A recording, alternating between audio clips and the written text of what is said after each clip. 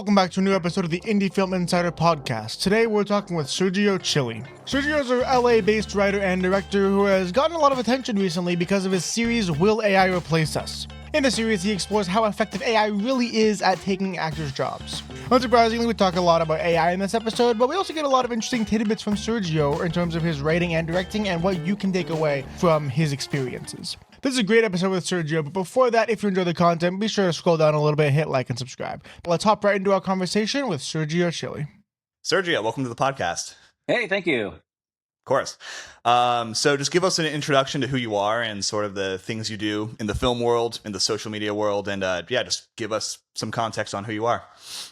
I am a human being, and I am a writer, director, and actor. I direct a lot of commercials. I have written for film and television as well, and on social media, most recently, been known for doing the Will AI Replace Us videos and the AI audition videos. That's actually how I think got introduced to you. I saw one of your videos a couple months ago, and I think so. I want to talk about the first one I saw because that one I think got me kind of hooked, and I watched like 10 of them in a row after that. But I think the first one I saw is the one where you just unprompted he pulls out a weapon on you. Mm-hmm. And I thought that was quite interesting because it's like he's like oh, I'm acting completely normal, nothing happening here, and then you can hear him like loading a gun or something. So yeah, it's like a click. Yeah, that one was weird. So like what kind of gave you the idea to start that video series?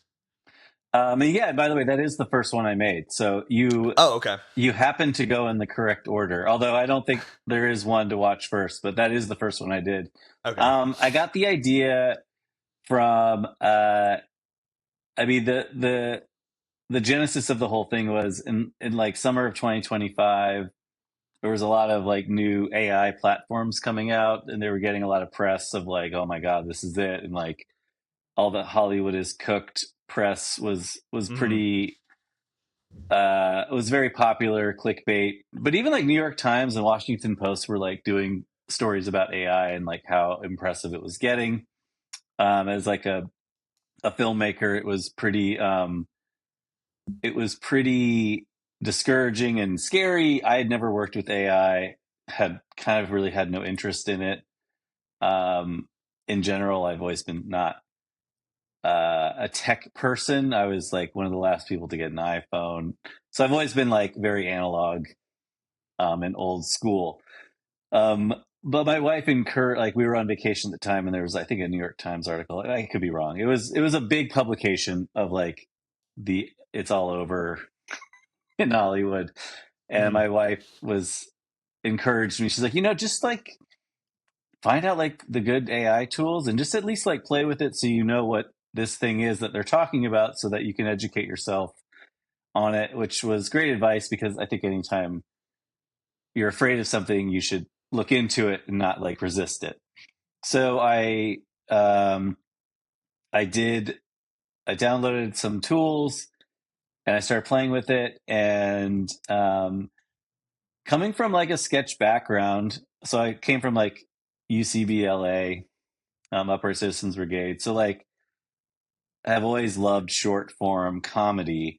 So there was a lot of it. And now that I've moved away from LA, I live in Oregon, and there's definitely plenty of good performers up here. But in general, I don't have access to the actors and just cameras and all the stuff that I did when I still lived in LA. So at first I was like, oh, this is really cool. Like I can have an idea today and start making it immediately and have like maybe a short film that's really funny or like a sketch video or whatever.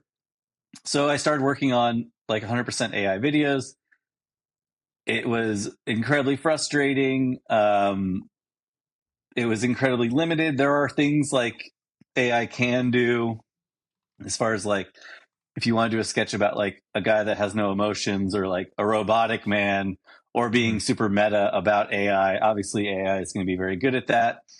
I made a video called We Got That AI, which was like a callback to like a sketch video I did a long time ago, where it was like basically saying like we have all this B-roll footage that now can be artificially generated. So it was good at that kind of stuff. But in this knowledge, and then I made 2 other AI videos that were 100% AI. And again, took like 2 days to make, very unpleasant, didn't do what I wanted to do, hundreds of takes, all the things you hear. And I kind of was like, okay, I think I get it, and was pretty much like done with it. And I felt like I had an understanding of what was out there. And then I was just like in the shower one day and I was like, oh, it'd be fun for you to interact with it. And then I thought, as a director, we're constantly doing like Zoom auditions already, especially since the pandemic. Remote auditioning's become very commonplace. So I thought, oh, it'll be fun to, now that I know all the things it can't do, I'm going to show people. Everyone always talks about what AI can do. I'm going to show you what it can't do.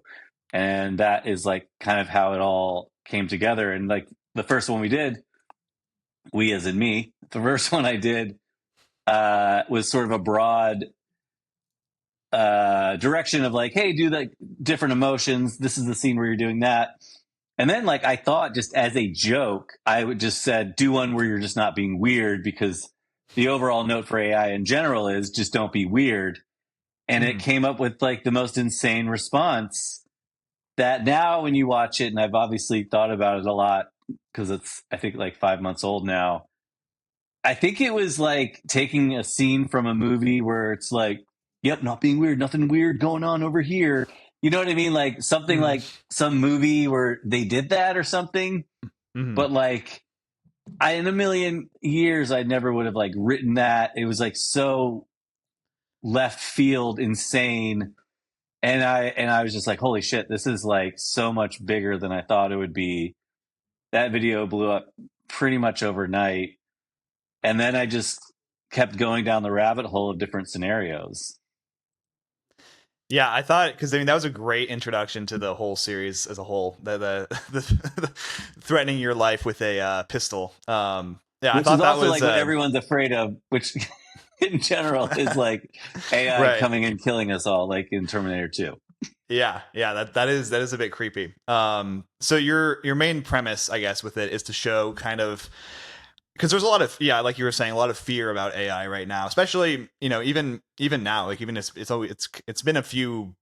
It's weird. It hasn't even been that long, but it kind of has been long enough to see where things are going. It's evolved. It's totally changed since October. Yep. Yeah. And so do you think that you were kind of trying to show that like AI is nothing to be afraid of, or like what was that the premise of the okay. I think that's what a lot of people got from it. I can't say like, hey, I don't anyone be afraid. I was just trying to put a mirror up to like what I had observed of what it can't do. And the whole like white background one, yes, it works for auditions because that's generally we ask you to have like a nondescript background. But what it also does, a lot of these like viral AI videos are like Hollywood is cooked. They're very like smoke and mirrors, action sequences, very little dialogue, and like cityscapes and like running or like turning. It's always like Transformer shit. Like, a schoolgirl turns into a robot and then like shoots and then like makes a building explode or something. And all that stuff's great. Like, but like, I was interested in being like, okay, but let's talk about how they can actually act, because all that special effects stuff is cool. But if there's not a story and you don't have acting, it's not going to hold our attention for 90 minutes to 2.5 hours. So it wasn't saying like, don't be scared. I just wanted to put a mirror up to like, here's where we're at now as far as them as actors. Hey, real quick, I hope you're enjoying this conversation with Sergio. If you are, I want you to scroll down a little bit. Just hit a little like and subscribe. It really helps out the channel and lets us know that we're on the right track with these videos. Now, let's hop right back into the podcast. Yeah, and that is one thing, because I have seen I think I saw Tom Cruise and Brad Pitt fighting on like this roof. Right. Yeah, I did see that. It was like, this is the end of Hollywood. And I do agree. It's like, and it does feel a little bit off. Like there is still, like, of course it looks really good, but there is still, I don't know, the facial expressions are very like stoic, and there's not a lot of little, just like the little micro subtle expressions that actors spend years practicing and Right. honing in those skills. So I think it is interesting to see where AI is now. It'll be interesting to see where it goes from here. But yeah, that actually is what I gathered from it. I kind of gathered this is AI, or this is AI is not that skilled, as of now. So that's nothing to be afraid of, sort of a thing. That's maybe, again, that's just my interpretation of what I That saw. doesn't mean it won't get there. Like, people are like, great, we're good. We're not. Right. I'm not a predictor. I'm not, like I said, not a tech guy. And I'm always like, no, I mean, we should definitely keep our eye on it. And someone else said once, like, this is actually a great time to put up the guardrails while it's still in this stage. Yeah. I think this is more of like a great opportunity to put rules in place to protect the arts, protect us as artists, when it still is laughable. Yeah. Do you think there are any, I guess, valid uses of AI in film? Yeah, I mean, I think it will be, like, to me, the hope is like it will be another, special effects tool. I think it'll speed up things, color correcting. I've heard it can, like, you can, like an example that someone gave me was like, if you had like a dolly shot, like a shot that's moving and you ran out of track, you can now like add 10 more seconds and like add extensions to shots. You could add backgrounds in. If you needed to do a reshoot in a movie, you could feed it the information and then just bring in the actor and put them in front of it. And then like digitally put them in. So I think these are like all like cool ways of bringing it in. I don't think it's realistic to be like, we're not going to use it. What I don't want is the like humanness of it to go away. I think we should be writing our scripts. I think we should be acting in them. And I think we should be, keep as many humans involved as possible. But I do see advantages, I'm sure, with some of like the post work. Although I don't want post people to lose their jobs either. Of course, but I do think there are certain areas where I think it will be used quite a bit. Yeah, no, and I agree with that too. I think that, either fortunately or unfortunately, like, it exists and it's going to get better, and it's going to probably be used in like pretty much every, facet of our lives, whether it's film or, just, writing, Sure. I don't know, documents or keeping track of spreadsheets and stuff. And also like all the like logistical things of like, keeping track of budgets and all these, just very tedious work. It's like, if AI could do that and it can do it pretty good, it's like, wouldn't you rather give that off to a robot? Oh yeah, I'm all for it doing making our life easier. But like the funny part is like, no, the fun part is is acting and directing and being creative. Like, I did one about like loading the dishes and like how in video it can't load a dishwasher, and someone left a funny comment being like, this is what we want them to be able to do. Like, let's make our lives better. Don't take away like the fun things that we're doing. Exactly. Yeah. Because I think I did see that one too, where it's like you're trying to like have it do just very basic things, and it simply just doesn't understand, or it has this lack of a bit. It just has a very weird sense of how to do things. It's quite interesting. Yeah. Yeah. I think that in terms of like the video side of AI, I agree. I don't think we're quite there yet with the acting being good or like using it to replace actors. I think there was like a thing a while ago of this, I forget who it was, but it was like, oh, this is the first AI actor or actress, I think it was. And it was like, this is going to, do you remember that, Owen? It was Tilly Norwood. Yeah. I think she like died recently. Like the company shut her down. Oh, really? That's amazing. Yeah. They were like, oh, nobody wants to cast her. I guess she's on to green. She's going to a farm upstate. Yeah, that's great. Yeah, I put her. I regenerated her in a video, like in I think November. And the creator actually did come into the comment section, was like, this is not actually Tilly Norwood, this is a regeneration. I'm like, yeah, but isn't that a huge problem that you can't like that we can just like use her and be like, yep, there she is. That is kind of funny. It's like that's just not the real fake thing that I made. Yeah, This is a exactly. fake version of the fake thing I made. Yeah. And I'm like, That's kind that of is funny. the problem, isn't it? Like, we're opening a Pandora's box of issues. Yeah. I want to also talk about because I thought this was also quite funny because I was reading your bio on IMDb. It says that Sergio is an award-winning director and Emmy-winning writer and a non-award-winning actor. Um, so first off, I think that I want to obviously congratulations. I want to talk about the Emmy win. What was that for? Oh, that was for writing on a PBS show called Word Girl, which was Mm. an animated show starring Chris Parnell, Maria Bamford, Wanda Sykes. I mean, it was like this insanely good cast. I'm losing my memory, but the guy who does SpongeBob, Tom Oh yeah, Kinney, Tom Kinney, yeah. like a legendary voice actor. But it was like this, one of those things that it was an amazing cast and a really fun show to write for. And it's weird what you end up getting awards for. I mean, people say that, but like, I'd written on this show and then like 2 years later, they're like, you want an Emmy. And like, I wasn't even working there anymore. That's interesting. That's Yeah. interesting. Yeah, I just thought I thought that was a funny first sentence to introduce you. The idea that you're won an award for writing but have not won an award for your I've not acting. won any acting awards. No. And then for your acting, what kind of things have you done acting wise?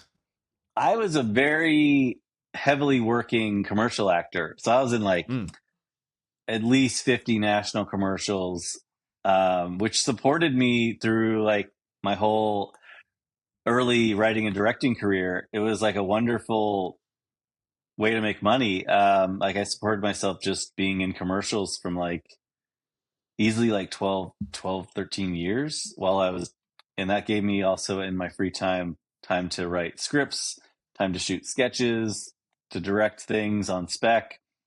So that was like a big part of it, was like a lot of pretty amazing fun. Like I got to work with great directors. It's a cool way to like be on set and learn and get paid to learn, basically. And I also have been on a few TV shows, I mean, like really small stuff. I was on Marin. I was on Fresh Off the Boat. I was on that show Married on FX. It's one of those things I don't even remember. There's a lot of like little things here and there. I definitely did not support myself financially doing the TV appearances here and there. But then I did a ton of sketch and improv live stuff. I did a lot of live stuff. I was heavily involved as a performing actor in live comedy in LA for like 15 years.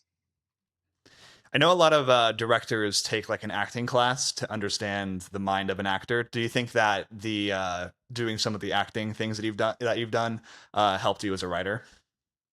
Yeah, and as a director. Yeah, 100%. I mean, especially I'd say probably more so for directing than writing.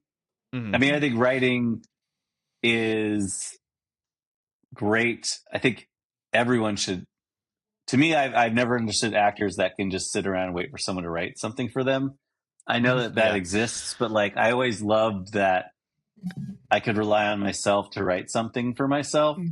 And quite frankly, like wouldn't have done all the things, all the, like the shorts and like the sketch videos, and I don't think anyone was going to ask me to be in them. But when I wrote for myself, when you can write, you can create your own opportunities, is how I've always seen it.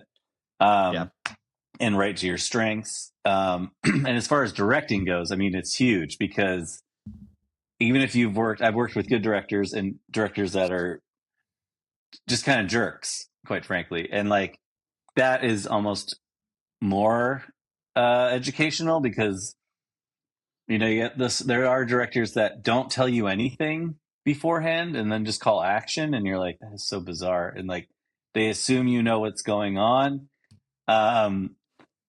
And just even coming from like a comedy theater background and knowing how an improviser thinks, knowing how like a comedy actor thinks, it's almost like we understand the same language.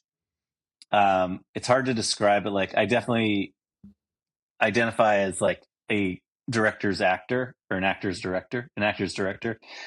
Good. Because I love actors and I love like working with actors and get really excited about casting. Like that's my favorite thing to do is casting. So all the experiences I got as an actor, like I think informed me as being a pleasant director that also gets good performances out of people. Yeah, that makes sense.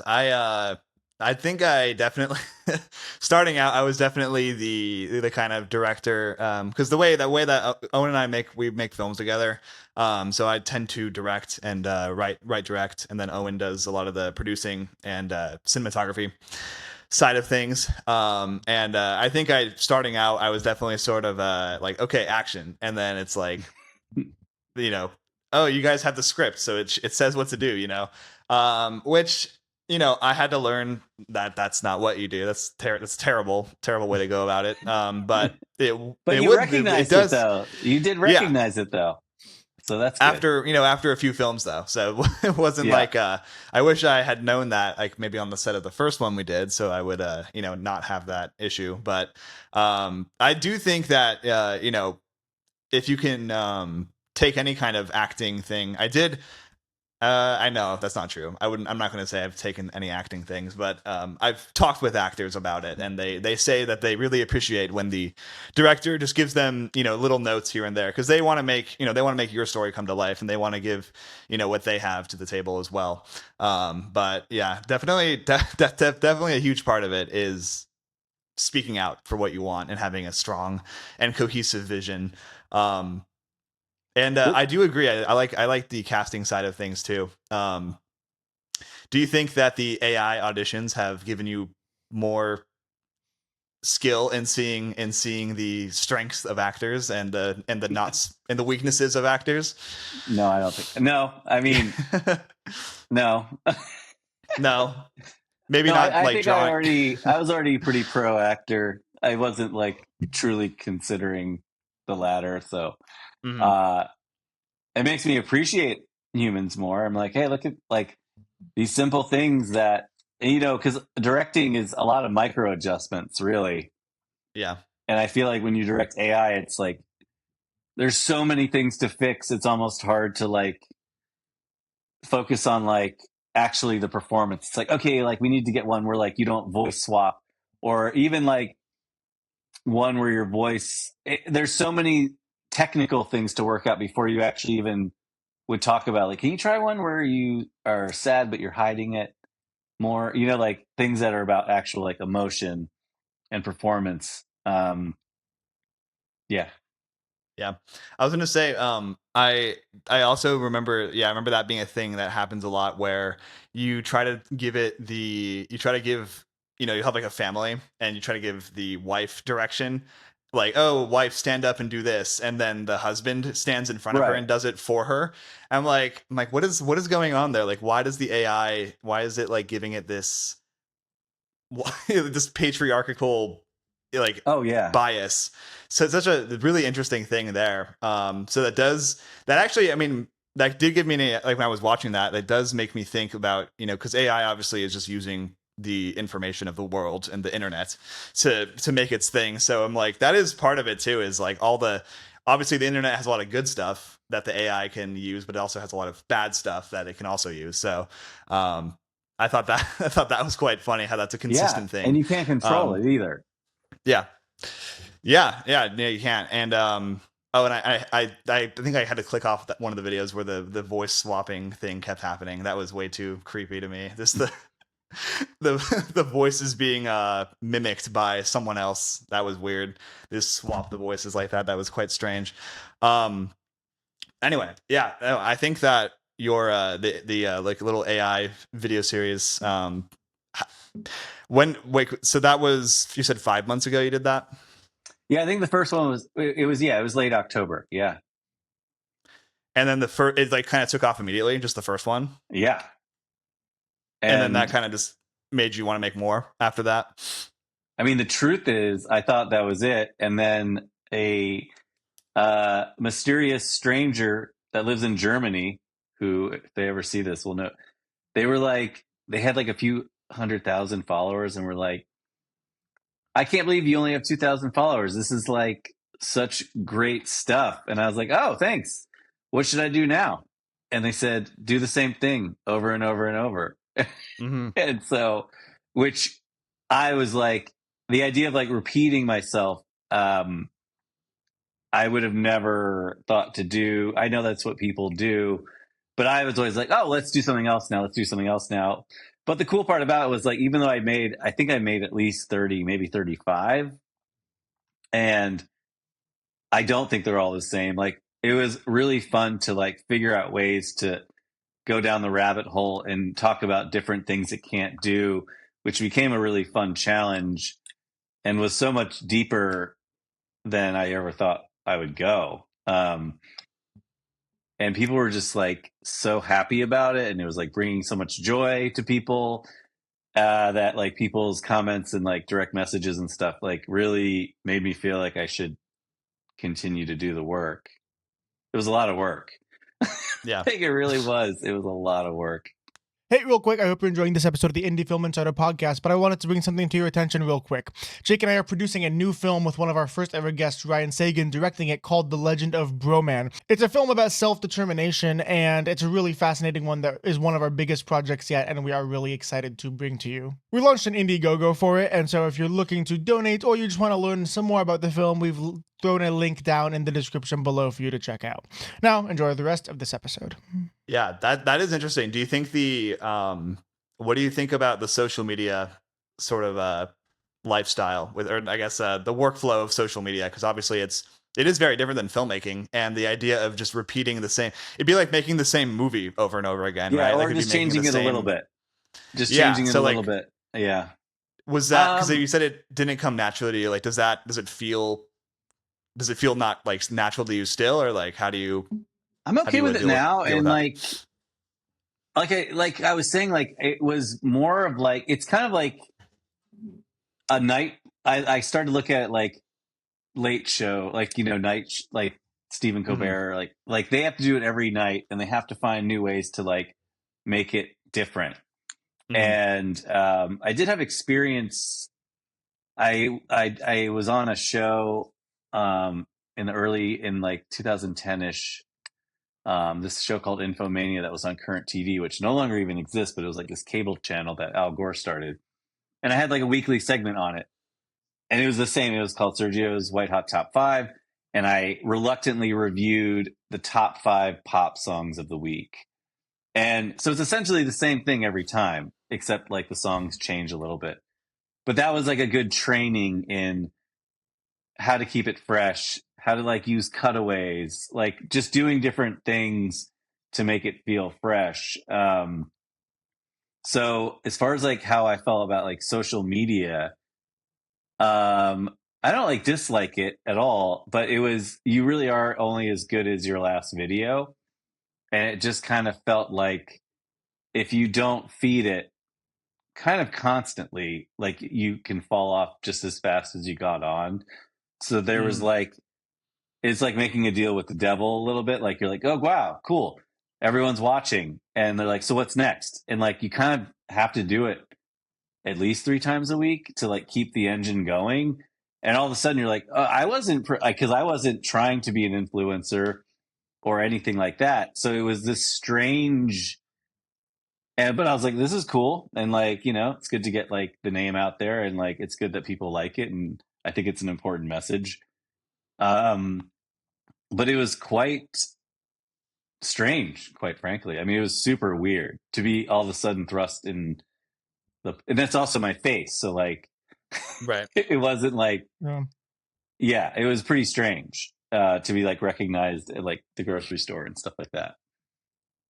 People have recognized you from the videos? Yeah, all the time. Yeah, a lot. Yeah, which is fine. And like, again, like it's not bad, but like, I wasn't prepared for it. Where like, I feel like if I had like auditioned for a TV show and then got on the TV show, I'd be like, okay, so here we go.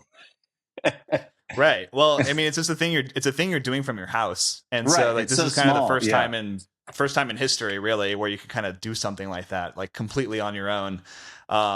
And yeah, that is pretty bizarre. I can't imagine like just because Owen and I we've been trying to make, like we do little videos here and there, and it would be weird for one of our things to that like because also you don't control what goes viral, and it's weird what Right. goes viral. You can Yeah. make a video that's kind of like trying to like, oh, this is totally gonna get like 1 billion views or whatever, and then you make it and it gets nothing, and then Yeah. some dumb video you spent like 2 seconds making gets Yeah. out there. And yeah, we used to have this we used to have this yeah Owen's already I Owen's know what already you're laughing. talking about. We used to have this like gym satire account where we would basically make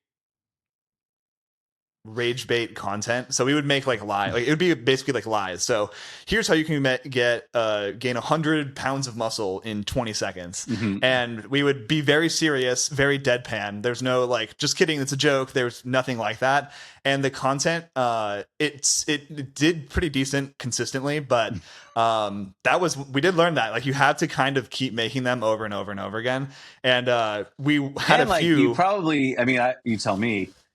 Did people just fucking hate you? Like, and we're like, this is not true. It's like, yeah, because I just did a video where like I said the Goo Goo Doll song sucks, and like, and I thought it was just like this really funny, or not funny, but like, I mean, like I literally shot it in 30 seconds, put it up, and now it's at like 1.2 million views. But there's so much, like I'd say like 70% agree, but the 30% that don't are so freaking mad. And like whenever I look at my phone, it's like, you fucking piece of shit. I love that song. And it's just unpleasant to like be the source. And people are calling my video rage bait. That's what made me think of your thing. Cause it's like, right. It's not, I mean, you tell me, but like and I was like, oh, should I do more things where I'm making fun of music? And I'm like, I don't know that I like putting out stuff that people will hate. Yeah, but the funny thing, like, kind of what Jake was like kind of going towards too, is like most of the videos we would make would be like scripted, shot well, edited, like subtitled, all that. Yeah, and then there were like 3 videos or 2 videos that we literally just shot in like the Instagram app that we just like didn't do anything to it, just like shot it and upload it, and some of them have over like 1 million views. Yeah. It's like you have no reason, you have no idea why. Some of them just do better than others. I mean, I'm sure there is like actually a reason, but you don't actually make it consciously knowing that reason.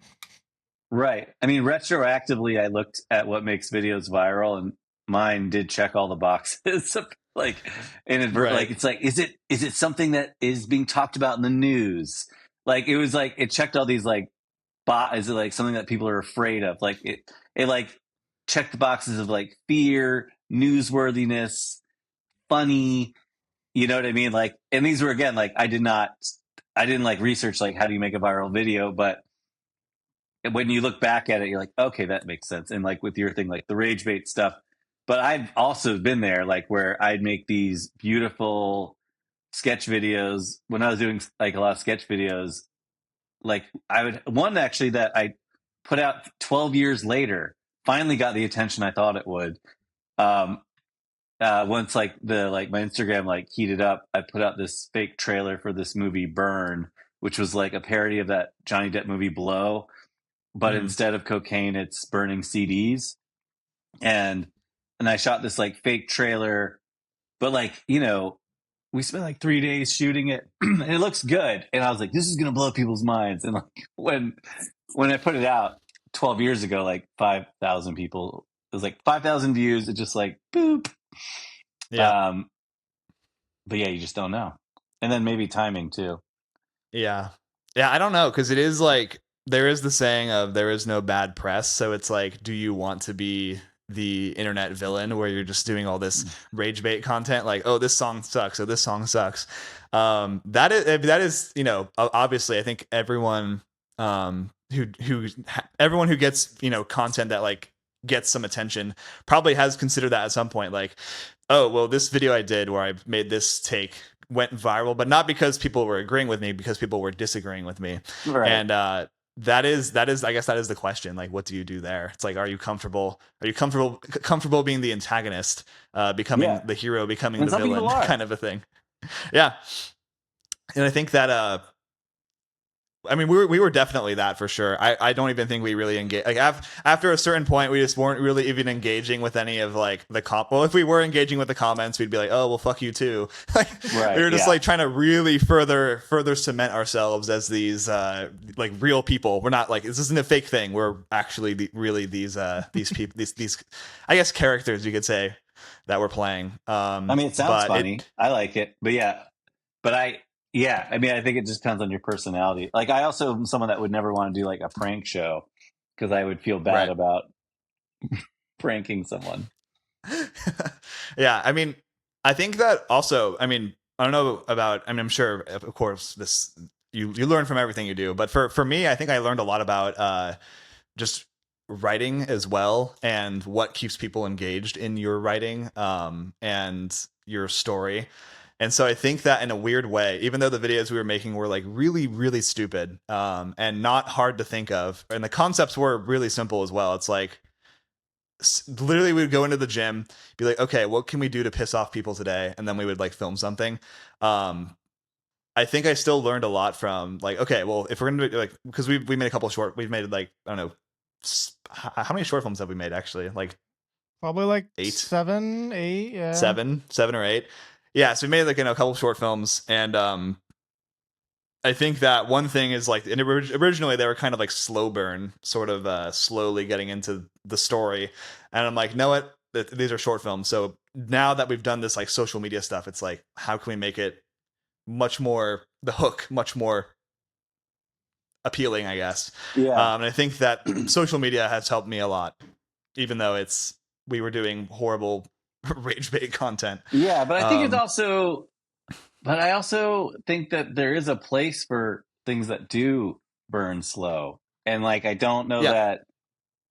Yeah, I think I mean, definitely sketch videos. Like even if it's like a 2-minute sketch video, you should get to your premise, whatever, quick, like in like the first 15 seconds, probably. Yeah. But I don't know, like a 6-minute short, like I think you can earn a couple minutes. Like this idea that we have to like hook people in 5 seconds is so stupid. Like that is true too. That is true too, because it's like does that actually service the story? You know what I mean? I think that should be. I think our job is like what is actually the best thing.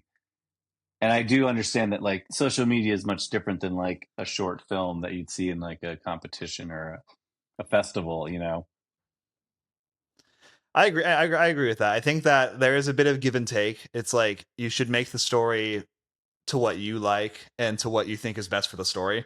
You shouldn't try to serve this like the idea of this algorithm that exists and trying to make it okay. I want the first 3 seconds needs to have this. There should be a what you were saying, like, are people afraid of this concept, and then blah, blah, blah, like going from there. If you do that though, and it like gives you a cool idea for a short film, then that's fine. But it's like, do you want to write a short film completely to, the brain rot of the world and the algorithm?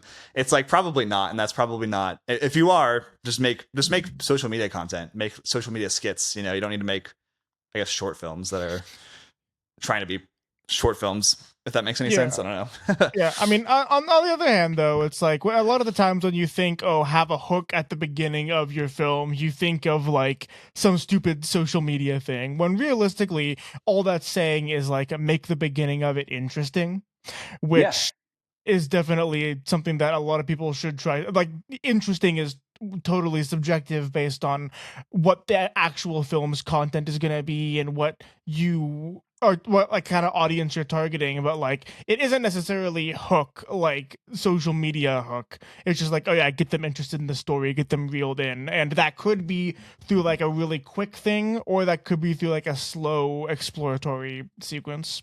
Right. And like all great movies, I mean, like Spielberg, I think, is a great example of like his opening scenes are always like I just rewatched Jurassic Park, and like the opening of Jurassic Park is like this cage comes in. You're like, what's in the cage? And it's the cage that has the raptors in it, and you don't see anything, but you hear things, and then a guy gets eaten, and it's like I think a couple minutes long, and it's so good because you're like pulled in. And at the end of the day, like that is 100% true. Like what you said is I totally agree with, and I think looking at it that way is, I think, really smart too. Of draw people in immediately. It doesn't have to be gimmicky, but like go back to like writing something really good that is like, oh my god, I gotta keep watching. Or like ask or opening sequence that like is like, what is that? You're right. Yeah, and also if you want to like bring it to films too, it's just like the core of the hook is just like, yeah, make your stories interesting, right? Like make it something that can interest the audience and keep them engaged, and like Yeah. like we kind of just said, whether it's like it doesn't have to be gimmicky, but it also is just like writing 101, right? Write something that's interesting. I was having, because I'm in this like film club at my school, and one of the things that we were talking about was one of the guys in the club wrote like a short script based on like an interaction he saw kind of like on the bus that he was taking. And the big thing that he did was the kind of counselor, the guy who has like a UCLA film degree, he like pushed back. He's like, hey, this isn't necessarily like, you could change some words here. And then the guy was like, oh, but this is exactly how it took place in real life. And then the counselor was like, okay, yeah, that it has some merit, but we don't watch movies to watch real life. We watch Right. movies It's a to kind jumping of off be point. entertained in the fantasticalness of whatever story that's trying to be portrayed. Yeah, for sure. That's true. What is your background with writing? You mentioned film school, I think, or maybe I made that up. Maybe I Maybe I my did, AI maybe I brain. didn't, but I did go to film school. Okay. I went to Ithaca College in upstate New York, which had a great film program. It was very experimental, but the thing that was so wonderful about it, and which I think is still true about Ithaca College, is that you get to make films where like the USC's of the and like UC like the some of the big film schools is a lot of, at least so I did summer session at USC, at least that's what it's called then, and like you had to like pitch a project and get it approved to make it, and it was kind of like, what? Which I get, that's how things work, but I also was like, we should all just be making things. And I think now with like phones, everyone's got a camera now, but when I was in film school, it was not, you did like, cameras were, I shot on a fucking Bolex 16 millimeter. You know what I mean? Like I went to college 20 years ago, and I learned how to edit on a flatbed, a reel to reel. I was like one of the last, I think I was literally the last class to learn how to edit reel to reel. And then it all went Avid after that. But I do think there's something, my point being like, I think hands-on is the way to go. And I think the cool thing about like this generation and younger people is like that the tools are right in front of you, and there's so many ways to get your stuff out too.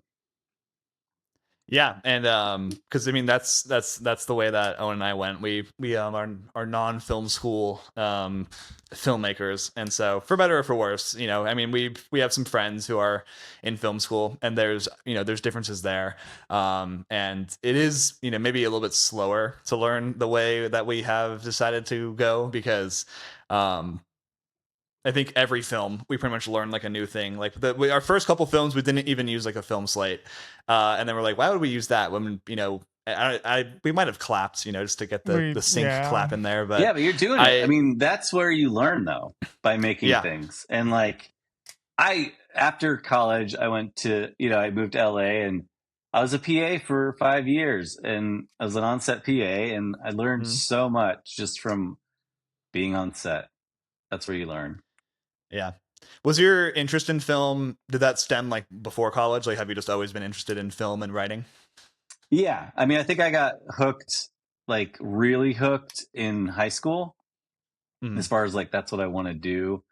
There was a like a video making elective in my high school, and they had a couple like cameras, and we got to like make things and edit them. And it was just one of those things where I got to do like this night shoot. I mean, it was like such a stupid movie, but like I was doing like a mafia movie Hmm. where it's like a night shoot where everything's dark and we're like smoking cigarettes and like gambling or whatever. Like, but it was like so exciting and like, shot till like 2 a.m. and I came home and told my mom and I was like, this is it. This is what I gotta do. But like, growing up in the 90s, handy cams were like a really hot thing. Do you know what a handy cam is? Yeah. Yeah. Yeah, okay. Yeah. So like those were like kind of becoming a pretty common household thing. So like my brother and I would shoot sketches all the time with like the family handy cam.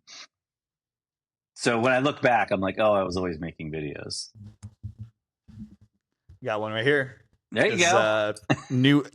This is like a. I Ours was don't. not Don't even. 4K. That's Yeah, this is the fancy version. yeah, that's sweet. I actually am using this as a counterweight for my microphone. Yeah. As you can see, my microphone's falling. So that's the that's what the that's where we're current. at. That's what it's good for now. And now my microphone is Those stable. high-8 Boom. cameras though have a really cool look that I feel like people are now bringing back. Although you can also just use a filter, but yeah. That's true. Yeah, that is a really sought after, look. I think everyone wants to make like vintage and all that, and a lot of people, film emulation too. I mean, everyone wants to make or not everyone, but a lot of people, especially in, I think our area. There's a guy that just made his first feature, and he just is in love with the look of film, and he is shooting on a FX3, so obviously not a film camera. Yeah. But it's cool. It's cool to have that. It's still alive in a way, even though it's Well, that's good to hear. Yeah. pretty much dead for the most part. Anyway, no, that's cool. Yeah, we did not do the film school route. Do you think if you were to go through, obviously you went to school, you said 20 years ago, if you were to go to school again now and fresh, you're a new Sergio, you're a young Sergio in in this current day and age, do you think you would go to film school now? If I had to go to college, I mean, for me, it was pretty clear. Like my parents were like, you should go to college. So, if I had to go to college, I think I would have gone to film school again. I don't think I would have survived doing anything else. Like I was pretty like only interested in that. I don't know how old you guys are, but like, I think there is like something that 18 to 21 period. I think it's probably, at least how I was, I think it's good that I was in some sort of structured environment. Mm-hmm. I don't think I was ready for the real world. I really even wasn't at 21 or 20 when I graduated. So I also feel like college is sort of a holding cage for the young adult. Yeah, that's because I mean this is a little bit off topic, and we could talk about this on a different podcast too or something. But I'm 23 right now, or actually about to turn 24, and I am in my second semester of college. So I actually graduated when I was 18, did film stuff and social media stuff for like 5 years, and then decided to go back studying that's cool. business and accounting right now. So kind of a complete 180 from film. But like I know because if I went when I was 18, I definitely would have done film. I would have learned probably nothing. It's like interesting going back now. It's like I'm actually kind of interested to learn. Yeah, and you're probably excited like mentally to learn these subjects that Oh my aren't God, film. totally. So like it's weird. Like I'm like one of two people who are interested in my statistics class. Because a lot of the stat stuff is like fascinating, but like if I'm 19, I'm like, hell no, dude, I'm gonna go shoot my 17th short film in my program. Yeah. I mean, that makes sense to me now. I think when you think about, you're in school since you were like 6 years old. Yeah. And then you do 12 years of school and then you're expected to do 4 more.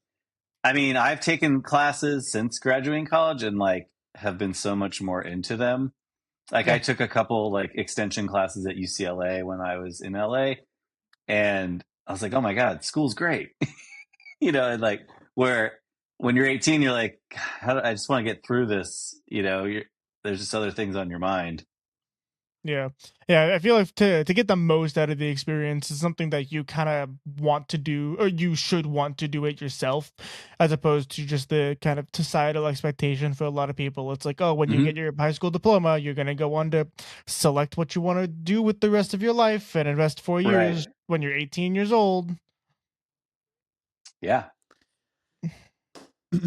Talking about LA, or speaking of LA, I want to talk about LA because we again, like I've said, we had like maybe 5 of our last guests or so. They've all been from LA, which was not coordinated. That was just a thing that happened. I'm like, oh, I'm gonna reach out to this guy and this guy and this guy, and then oh, you guys are all from LA. Who would have thought? Mhm. You lived there for how long? 18 years. 18 years, and how long? So from like what year did you move away? I moved away in end of 2019. hmm Um, have you seen any changes in like the industry there or just the vibe there? Because we've talked to a lot of people about it, and everyone kind of has like their own different answer about LA and just like the vibe, the mystique of LA, the Yeah, I allure mean, I of think it. LA is great. I think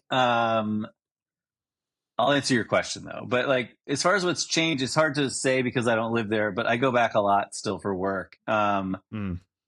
The big thing is that you hear is like there's not a lot of stuff shooting there. I found like as a director, I was pretty much always flying somewhere else anyway, and I was married and had 2 really little kids, and I was like, well, I mean, like let's just live somewhere cooler, and I didn't like how hot it was, and I was afraid of all the wildfires and Mm-hmm. um, the downtime in LA. I really did not like, especially raising a family there. I was pretty miserable because it's just a hard place, lots of traffic, expensive. You don't get a lot for your money. Like I had a good career going, but like still didn't have a ton to show for it. Um, but like as far as what's changed, I think there's even less shooting now. But the things I really miss about LA is being around a bunch of incredibly motivated people that are reaching for big goals. Um, and that is so important, I think, because it motivates you, and to be around other people that are trying to do similar things, I think is pretty contagious. I feel like New York is that way too. Um, and when I go back to LA, the thing that I'm like, I miss this is like, and it can also be the thing that becomes like nauseating is like everyone's talking about their project, everyone's talking about what they're doing, Mm. and I see so much more value in that now that I'm not like marinating in it all the time. Yeah. I mean, being up here in Northern California, it's interesting because like we're like if I go anywhere else, I'm like, oh, I'm from California. Everyone just kind of assumes LA. I'm like, oh, I'm not in LA. I'm like in Sacramento, and they're like, oh, I don't even know where that is. Right. It's like oh, it's just up north. You're like, I can be there in like But 5 hours, guys. yeah, exactly.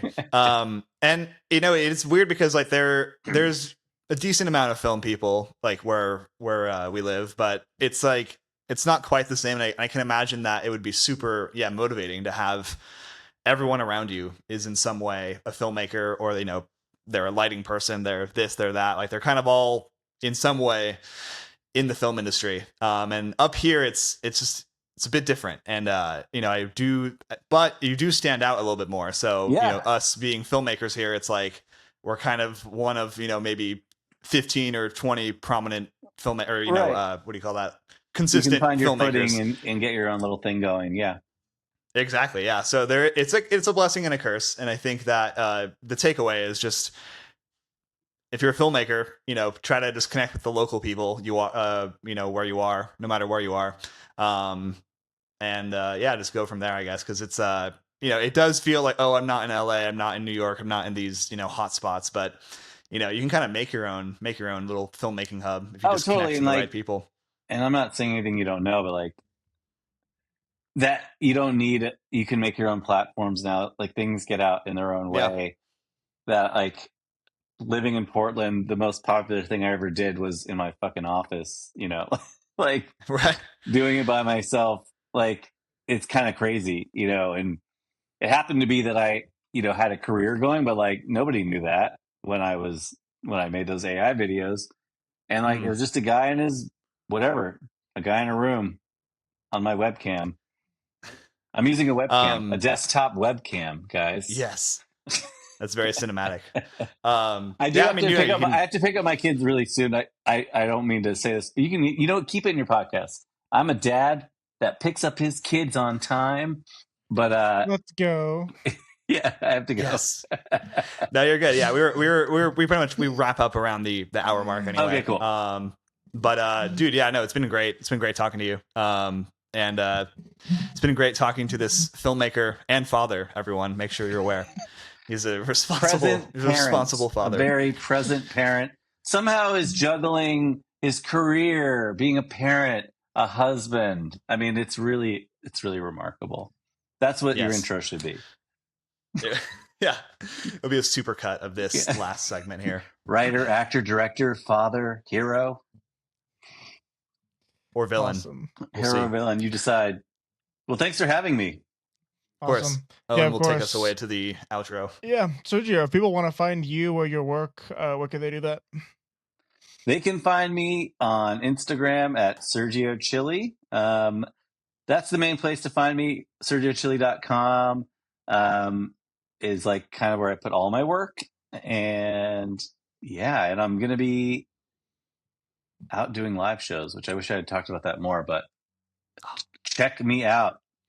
I'm going to be doing live shows with another very popular guy who's making fun of AI, but I can't say who it is, but you'll figure it out. But it's going to be really cool. Awesome. Cool. Yeah, exciting. Well, maybe we'll talk about that next time. We'll see. Yeah, we can go. Maybe we can promote it. Yeah, that'd be fun. Yeah. If anybody wants to check out Sergio or the stuff he's working on, that'll be in the description below. If you want to check out me on Instagram, I am at OwenCard@DP. Jake, where are you? I'm at Jake Rossbell.